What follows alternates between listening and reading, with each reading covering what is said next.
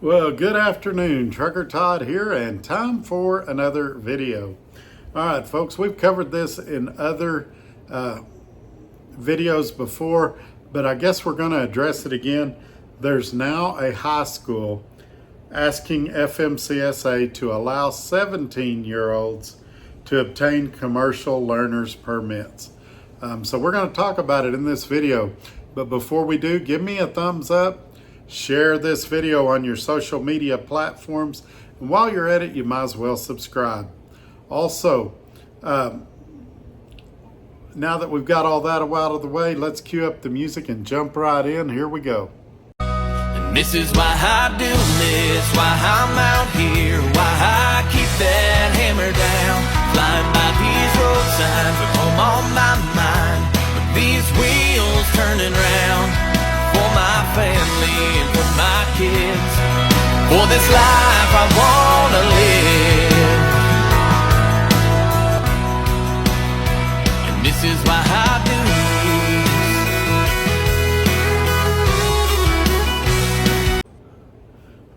this. All right, this story is coming from CDL Life.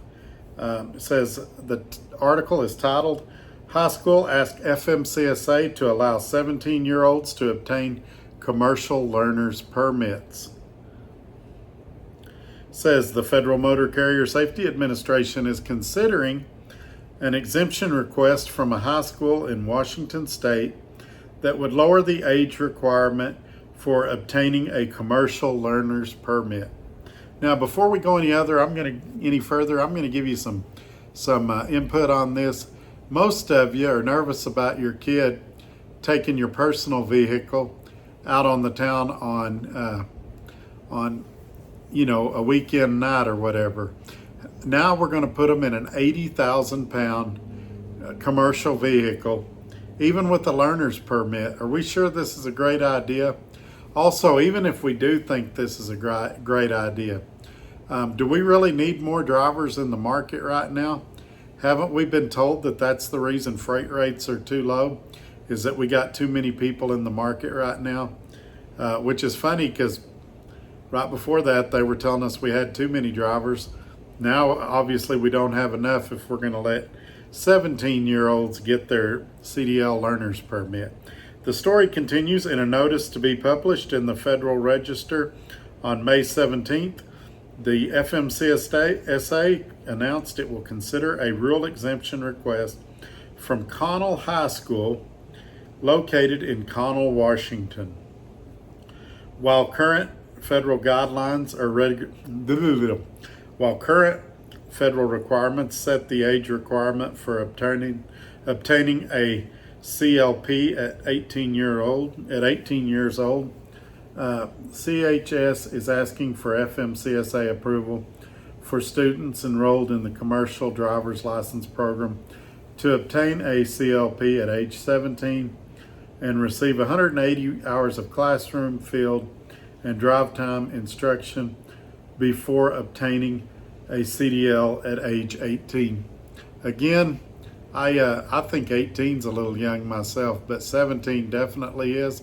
I get what they're trying to do, get them a year more experience before they go for it at 18. But I'm just not a big fan of this program right now. Think about yourself at age 17, and some of you may have been mature enough to handle the responsibility. I definitely was not.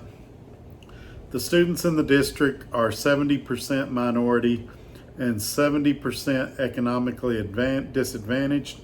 School officials say that the school district serves a rural community with a decreasing workforce, but an increasing agriculture and transportation demand. CHS says that the CLP age exemption would allow students to obtain a CDL and enter the workforce right away after graduation, giving them an access to stable, well-paying jobs. Would anybody consider trucking to be stable or well-paying right now? But let's get over that for a second. Even if you do, a lot of insurance companies are requiring these trucking companies for the driver to be at least 23 years of age. So there's a good possibility these people get their CDL at 18 and nobody's interested in hiring them until they're 23. Something else that I don't think they considered when they thought this out. This in turn would also have a positive impact on the community and alleviate the current commercial driver shortage, the school says. Again, is there a shortage in trucking right now? Because we're being told that's why rates are low. I call baloney. CHS points to the state of Maine, which has a similar program for under 18-year-old commercial driving students. You know, we're going to open up a can of worms here. You know, this is why we're said that we need to bring in drivers from other countries, because we can't get drivers to do it the way things are right now. This is why we need 17-year-olds, because we can't get already American citizens to do these jobs. Well, why can't we? Could it be the low pay? Could it be the way we treat them? Could it be the micromanagement? I think there's a lot bigger issues at play here, which is that one second we're being told that there's a driver shortage. Next, we're being told it's low pay because there's too many drivers. And also, for those of you that think there is a driver shortage, how easy is it to find parking at night right now? Especially out east. East of I-35, it's very difficult. So I would argue that there's not a driver shortage, and there never has been. What there is a driver shortage of people willing to work for nickels, and a shortage of drivers willing to be micromanaged and talked down to and things like that. You know, I love how these political parties break us all up into groups, and they say, you know, suburban white females want this, and black American men want this, and college educated white men want this, or college educated white women want this, when we all want the same things. It's silly to divide us up this way. We all just want to come out here, get treated with respect, get treated with decency, and make a decent wage for the amount of time we're away from home and the sacrifices that we make to deliver freight. The school also points out that lowering the required age for a CLP would allow them to provide a full school year's worth of classroom, field, and driving instruction before the students apply to obtain a CDL at age 18. Well, I can tell you the truck driving school I went to was an old racetrack that they converted, and they had cones set up and you practice back. And hey, if you want to do something, instead of putting them out here on the highway with us, buy an old racetrack, let them practice backing, let them practice shifting, things like that in a closed environment. That makes a lot more sense.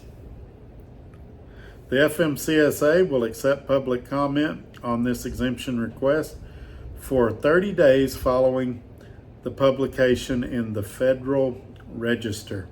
All right, folks, I'm sure you guys are going to have some opinions on this, so leave me a comment below. Tell me what you think. Is this a good idea? Have I got it all wrong?